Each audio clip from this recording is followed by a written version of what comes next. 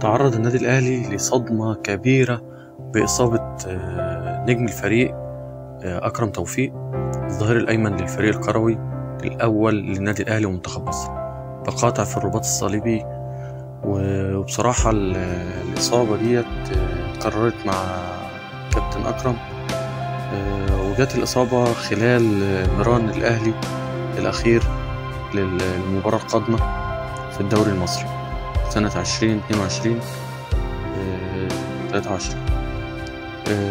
الإصابة طبعا دي اتجددت أو جت عن طريق تدخل كان بين أكرم توفيق ومحمود كهربا. وكان انتوا عارفين طبعا ان كابتن أكرم حماسي جدا في خلال التدخلات بتاعته وما إلى ذلك، لكن في خلال التمرين النهاردة حصلت الإصابة ديت بعد ما التدخل كان هوائي بينه وبين كابتن كهربا، ونزل أكرم توفيق على الأرض بطريقة غلط.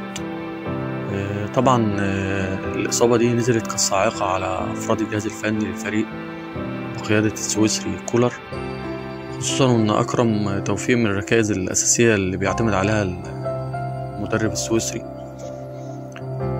لأن طبعا انتوا عارفين ان هو عنده خبرة كبيرة وعنده كمان قدرات فنية وبدنية عالية يقدر بيها ينافس ويغير في المراكز. طبعا أكرم توفيق كان بيستعد لمباراة الأهلي في الدوري اللي جاية مع نادي سموحة اللي كانت هتتلعب يوم الاثنين القادم ضمن مباريات الجولة التاسعة من مباريات الدوري الممتاز. كانت المباراة تقام في القاهرة في استاد السلام على ملعب النادي الأهلي.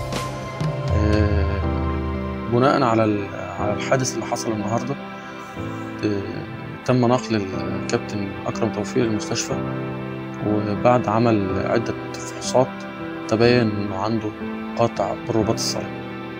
طبعا لو نفتكر كان أكرم توفيق أصيب العام القادم العام الماضي في مباريات كأس أفريقيا 2021.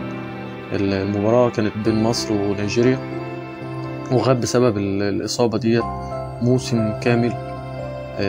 تعرض ساعتها للإيقاف أو عدم المشاركة مع النادي الأهلي في كأس العالم للأندية، وكمان السنة دي هيغيب برضه عن كأس العالم للأندية للمرة التانية على التوالي، لأن الإصابة بتدور حوالين مدة غياب من 8 ل 10 شهور. أعتقد الموسم هيبقى كامل يعني. طبعا ده هيدي فرصة لمحمد هاني بالمشاركة والاعتماد عليه، لكن أعتقد أن المدرب هيحاول اللي هو يعمل صفقات وتعاقدات مع بدايل للمركز ده، لأن طبعا القصة دي عملت ضربة قوية جدا للجهاز الفني في النادي الأهلي، وأكيد طبعا كانت صدمة للجهاز الفني لمنتخب مصر. لكن في منتخب مصر في تعويضات شوية زي ما حصل في كأس أفريقيا مع كيروش، وعوض غيابه في المنتخب. لكن النادي الأهلي عنده بديل محمد هاني، وما أعتقدش اللي هو بديل قوي بالنسبة لأكرم توفيق، فدي هتبقى مشكلة طبعا.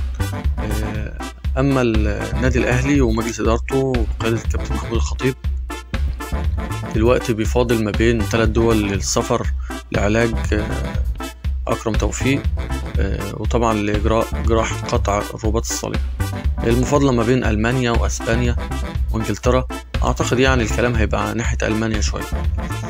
طبعا إجراءات الخاصة بالسفر وبدء إجراءات الجراحة كل ده إن شاء الله مش هياخد وقت، ولكن عودته للملاعب هتاخد من 8 ل 10 شهور زي ما أعلن الدكتور أحمد أبو عبلة طبيب النادي الأهلي بعد أشعة الرنين المغناطيسي اللي اتعملت للاعب بعد نقله المستشفى مباشرة، وطبعا اللي قررت